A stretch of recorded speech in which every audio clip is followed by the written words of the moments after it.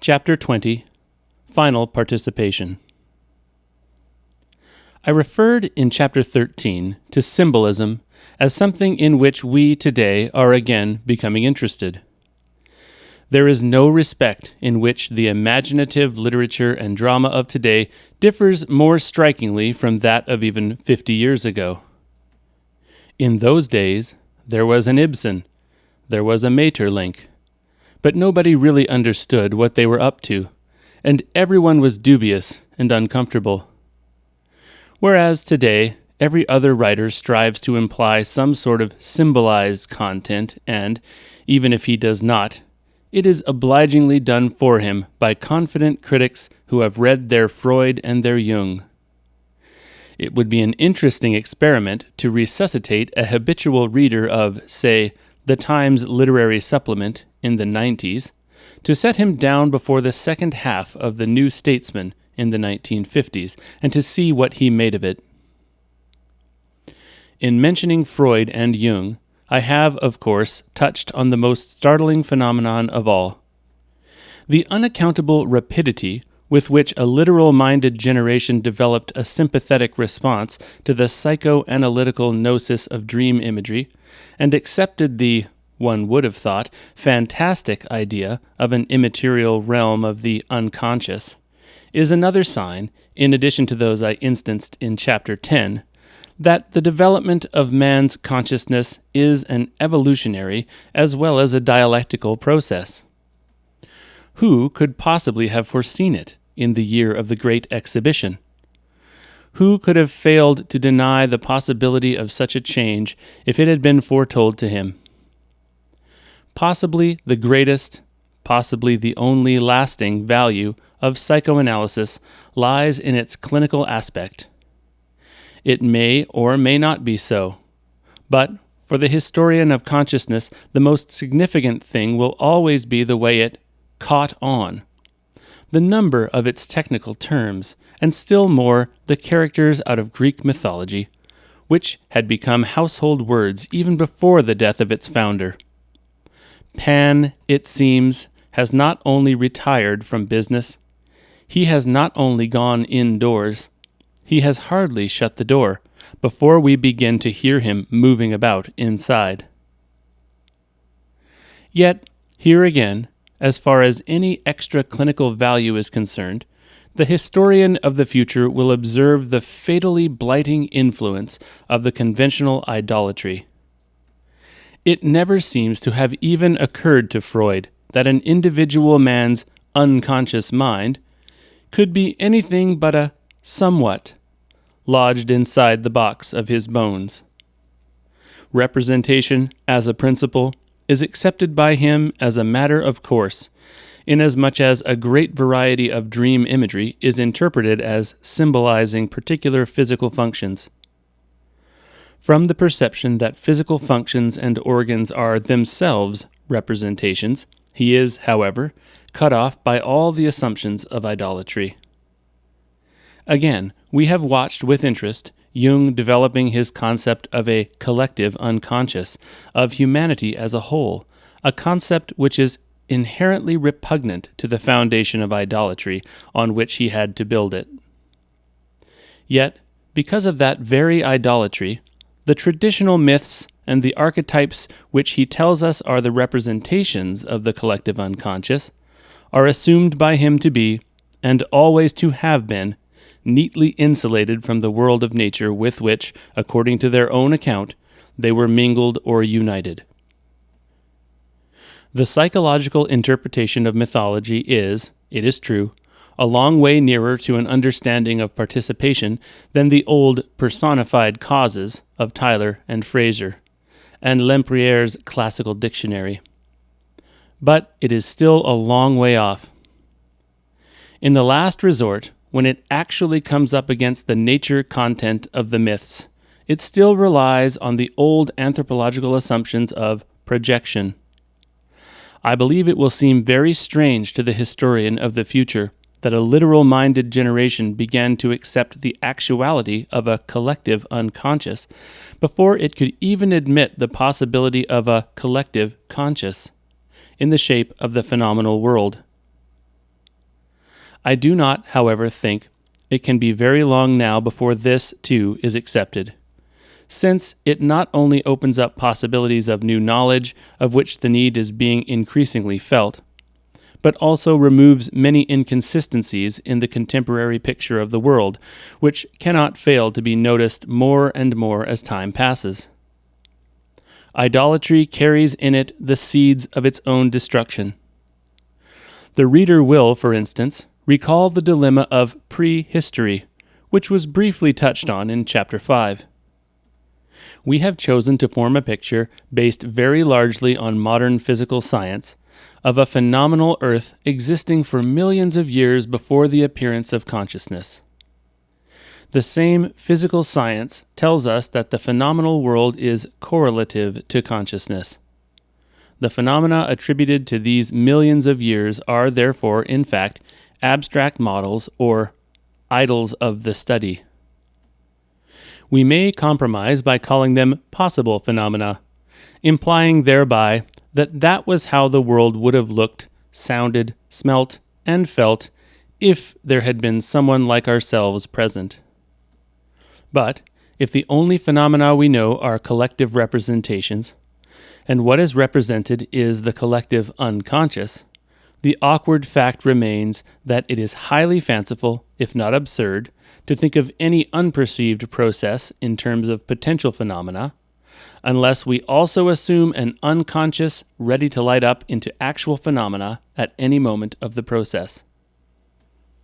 This, of course, applies not only to prehistory, but to all the imperceptible process assumed in our picture of the contemporary world, the goings-on, for instance, at the bottom of the sea. But in the case of prehistory, we have further to remember that it does not suffice to accept the reality of a collective unconscious now. We have to accept that an unconscious available to be represented is at least coeval with any process describable in terms of phenomena. The employment of models for the purpose of thinking may be very well. For the purpose of exposition, it may even be essential. As long as we know what we are doing and do not turn the models into idols. And we shall know what we are doing with prehistory when we have firmly grasped the fact that the phenomenal world arises from the relation between a conscious and an unconscious, and that evolution is the story of the changes that relation has undergone and is undergoing. But it is not only for the study of prehistory that it is all important for us to realize this truth, that the phenomena are collective representations of what can now properly be called man's unconscious. It is vital for the future of the sciences, especially those at the other end of the scale from the technological ones, those, in short, for which dashboard knowledge is not enough. When, for instance, we are dealing with living organisms, our whole approach, our whole possibility of grasping process as such, is hamstrung by the lack of just such a concept of the potentially phenomenal and the actually phenomenal. With the help of the Arabian schoolmen, the Aristotelian concept of potential existence was gradually drained away into the mere notional possibility of being, into contingent being. Thus, the word potentialis, itself a translation of the vigorous Greek word from which we take our dynamic and dynamite, had been changed to possibilis before Aquinas wrote, though his possibilis still meant more than our possible. Since the scientific revolution, to ask whether a thing is or is not is, for science, to ask whether it is or is not a phenomenon, either experienced or extrapolated. Francis Bacon, it will be remembered, found the distinction between actus and potentia frigida distinctio, and so it had to be, while the phenomena were becoming, and will be as long as they remain, idols. But today, it is no longer open to anyone who regards the unconscious as more than a fiction to contend that the concept of the potentially phenomenal, that is, of potential existence, is too difficult for human minds to grasp. Even so, merely grasping the concept will not take mankind very far. Beta thinking can go thus far. It can convince itself that, just as for original participation, potential existence was something quite different from not being, so, for the kind of participation at which we have arrived today, the potentially phenomenal is not the same as nothing.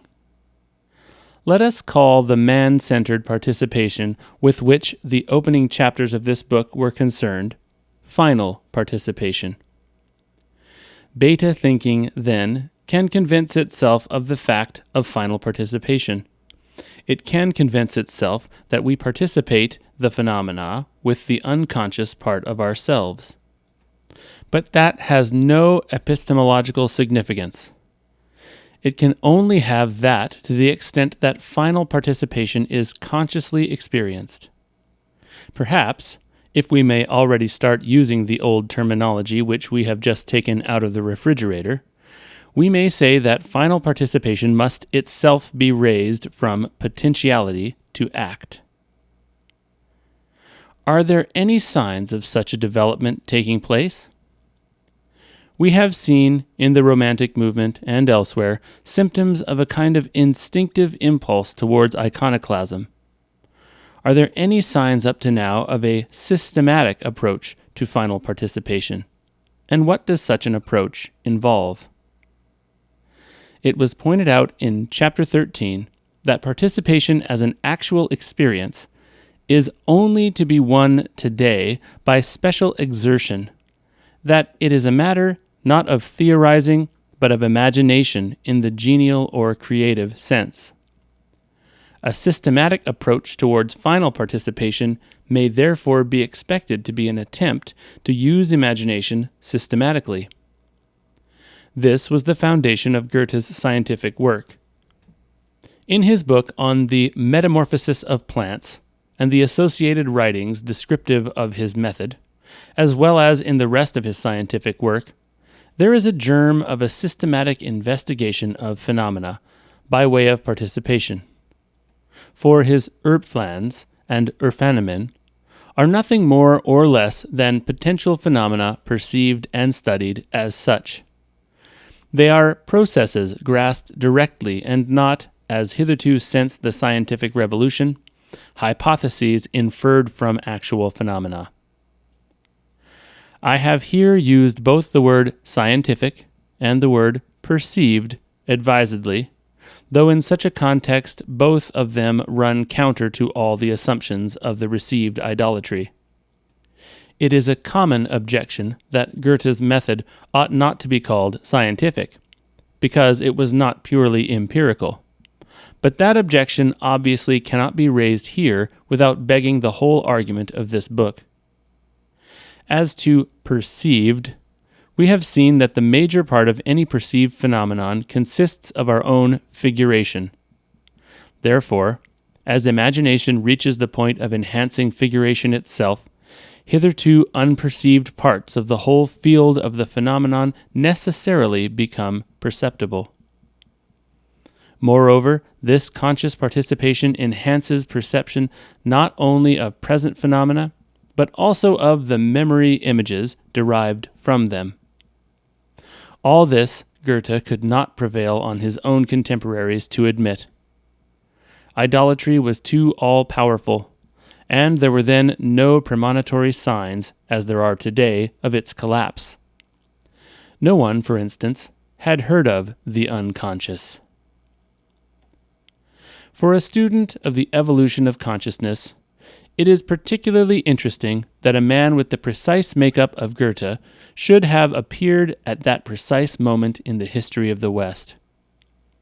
By the middle of the 18th century, when he was born, original participation had virtually faded out, and Goethe himself was a thoroughly modern man.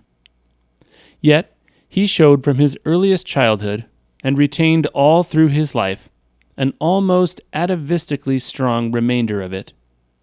It breathes through his poetry as the peculiar Goethean attitude to nature, who is felt as a living being, almost as a personality, certainly as a thou, rather than as an it or an I. It is almost as if the gods had purposely retained this sense in Goethe, as a sort of seed corn out of which the beginnings of final participation could peep, for the first time, on the world of science. Perhaps it was an instinctive understanding of this which made him so determined to keep clear of beta thinking. Mein Kind, ich habe klug gemacht. Ich habe nie über das Denken gedacht. Translation: I have managed things cleverly, my boy. I have never thought about thinking. Zam Zenian. For beta thinking leads to final, by way of the inexorable elimination of all original participation.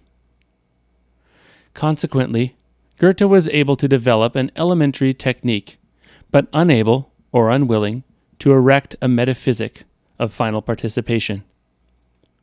The contrast in this respect between him and Schiller, who knew his Kant and stood firm in the idolatry of his contemporaries, especially as it appeared in a certain conversation between the two on the subject of the Urphänomen, is illuminating, and is in a manner, as I have said, analogous to the contrast between Wordsworth and Coleridge. There is, so far as I know, more of the historical theory of participation in Schiller's poem Die Götter Griechenlands, from which I have already quoted in chapter 19, than in anything Goethe ever wrote. Yet Schiller could not admit the practical possibility of final participation at all. He told Goethe that his Urphänomen was no more than an idea, a hypothesis, and the poem itself, after a magnificent account of the retreat of the gods from nature into man, has nothing more significant or prophetic to conclude with than the rather trite Was unser Blick im Gesang so lieben, muss im Lieben untergehen. Translation: What is to live immortal in song must go under in life.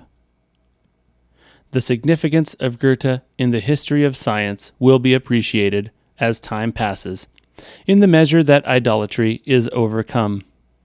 His theory of color, for instance, will always be heterodox as long as the phenomenon of light is simply identified with the unrepresented particles. But that significance, however great it may ultimately appear, grows pale before the significance of Rudolf Steiner, 1861 to 1925, who, in the early part of his life, studied and developed the method of Goethe.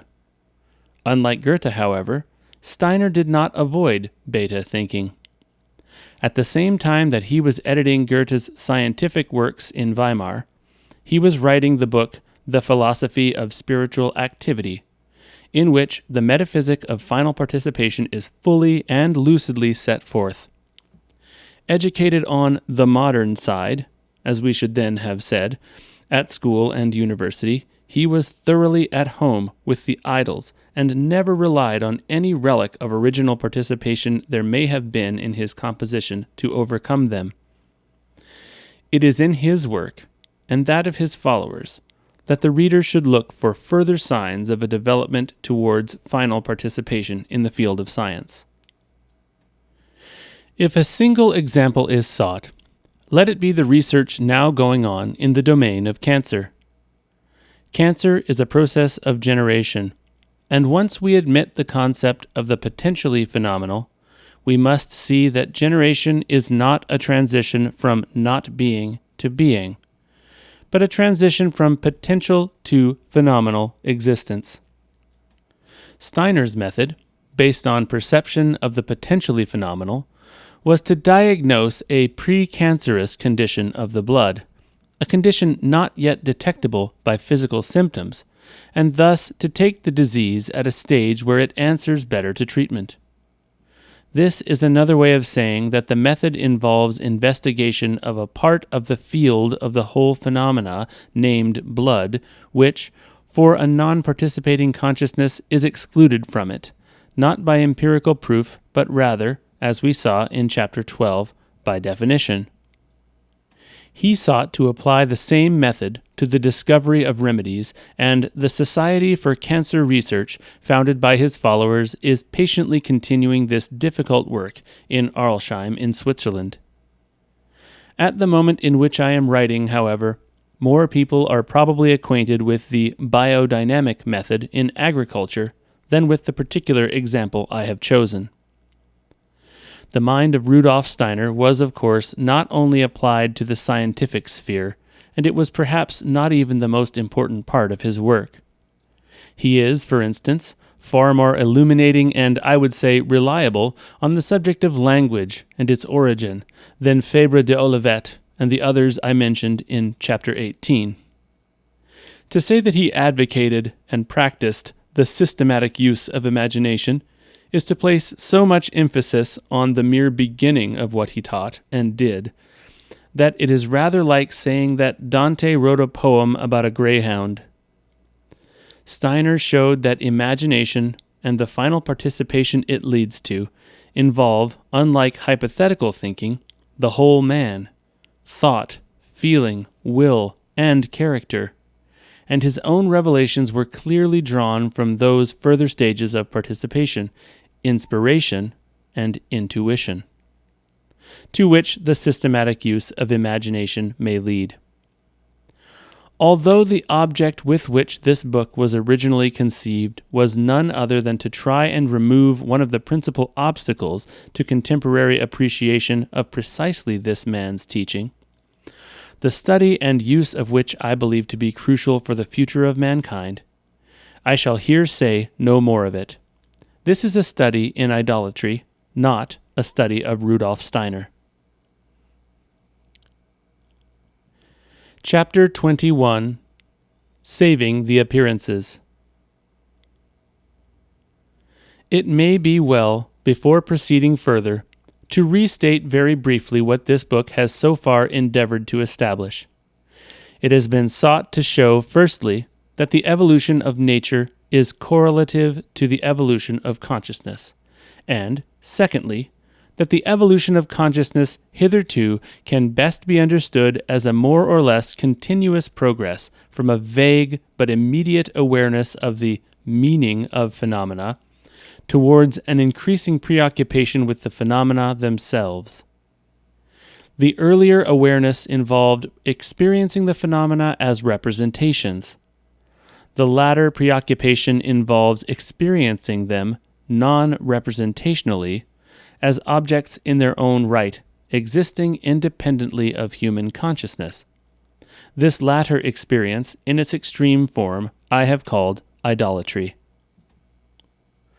Idolatry is an ugly and emphatic word, and it was deliberately chosen to emphasize certain ugly features and still more certain ugly possibilities inherent in the present situation. Not much has been said of the benefits, not only material ones, which have been conferred on mankind by this idolatry, and nothing as yet of the supreme benefit which will be dealt with in the final chapters. As to the former, most people are so well aware of these benefits, and they have been so often and so fully emphasized by others, that I have thought it unnecessary to draw attention to them. But I will mention two at this point. In the first place, together with the ability to experience phenomena as objects independent of human consciousness, there has grown up our enormously improved power of grasping them in exact and quantitative detail. Indeed, it was by shifting our attention to this detail that we gained that ability. With this has come the progressive elimination of those errors and confusions in which alpha thinking is inevitably entangled, while, in its initial stages, it is still overshadowed by participation. That is, the vague but immediate awareness of meaning already referred to. And with this, again, has come the power of effective manipulation on which our civilization, with its many works of mercy, is based. Surgery, for example, presupposes an acquaintance with the human anatomy exact in the same mode that our knowledge of a machine is exact. Yet, these practical considerations are not the only ones. Along with his idolatry, and because of it, modern man has found the possibility of an entirely new and very charming emotional relation to nature. The devoted love which thousands of naturalists, for example, have felt for some aspect of nature to which they have been drawn, is not in spite of it. It is actually dependent on their experience of the appearances as substantially independent of themselves. The whole joy of it depends on its being an I-it relation, oblivious or contemptuous of the teleological approach which dominated Aristotle and the Middle Ages. The happy bird watcher does not say, "Let's go and see what we can learn about ourselves from nature." He says, "Let's go and see what nature is doing, bless her." Without idolatry, there would have been no Gilbert White, no Richard Jefferies, no W.H. Hudson, no Lorenz. Nor is this emotional relation confined to the naturalists, professional and amateur. They are merely the most striking example. The possibility of a selfless and attentive love for birds, animals, flowers, clouds, rocks, water, permeates the whole modern mind, its science, its art, its poetry, and its daily life. It is something which only a fool would be in a hurry to sacrifice. On the other hand, precisely if we are not fools, our very love of natural phenomena for their own sake will be enough to prevent us from hastily turning a blind eye on any new light which can be shed from any direction whatsoever on their true nature. Above all will this be the case if we feel them to be in danger. And if the appearances are, as I have sought to establish, correlative to human consciousness, and if human consciousness does not remain unchanged but evolves, then the future of the appearances, that is, of nature herself, must indeed depend on the direction which that evolution takes. Now, in considering future possibilities, there are, it has been suggested, two opposing tendencies to be taken into consideration. On the one hand, a further development in the direction and on the basis of idolatry, involving in the end the elimination of those last vestiges of original participation, which, as we saw in chapter 15, survive in our language and therefore in our collective representations. On the other hand, there is the impulse, rudimentary as yet, of the human imagination to substitute for original participation a different kind of participation, which I have called final. This, we saw, is based on the acceptance, mainly impulsive so far, but occasionally explicit, of the fact that man himself now stands in a directionally creator relation to the appearances. It would seem that the appearances are in danger from both quarters, and that they will require saving, in a rather different sense of the term from that used of old by Simplicius. The plain fact is that all the unity and coherence of nature depends on participation of one kind or the other. If, therefore, man succeeds in eliminating all original participation without substituting any other, he will have done nothing less than to eliminate all meaning and all coherence from the cosmos. We have seen that here and there he is already beginning an attempt to eliminate meaning, that is, a valid relation to nature, from his language, and therewith striking a blow at the very roots of his collective representations. Less sensationally, but far more effectively, and over a much wider area, his science, with the progressive disappearance of original participation, is losing its grip on any principle of unity pervading nature as a whole and the knowledge of nature. The hypothesis of chance has already crept from the theory of evolution into the theory of the physical foundation of the earth itself, But more seriously perhaps than that is the rapidly increasing fragmentation of science, which occasionally attracts the attention of the British Association. There is no science of sciences, no unity of knowledge.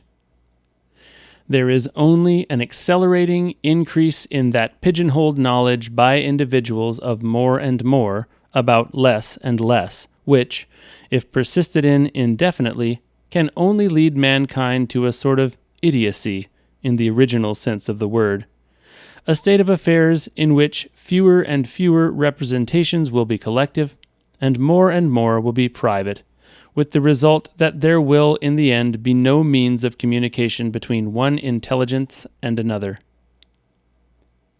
The second danger arises from final participation itself. Imagination is not, as some poets have thought, simply synonymous with good. It may be either good or evil. As long as art remained primarily mimetic, the evil which imagination could do was limited by nature. Again, as long as it was treated as an amusement, the evil which it could do was limited in scope. But in an age when the connection between imagination and figuration is beginning to be dimly realized, when the fact of the directionally creator relation is beginning to break through into consciousness, both the good and the evil latent in the working of imagination begin to appear unlimited.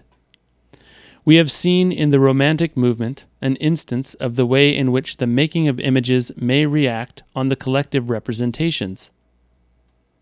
It is a fairly rudimentary instance, but even so, it has already gone beyond the dreams and responses of a leisured few. The economic and social structure of Switzerland, for example, is noticeably affected by its tourist industry, and that is due only in part to increased facilities of travel. It is due not less to the fact that, whatever may be said about their particles, the mountains which 20th century man sees are not the mountains which 18th century man saw. It may be objected that this is a very small matter, and that it will be a long time before the imagination of man substantially alters those appearances of nature with which his figuration supplies him. But then I am taking the long view.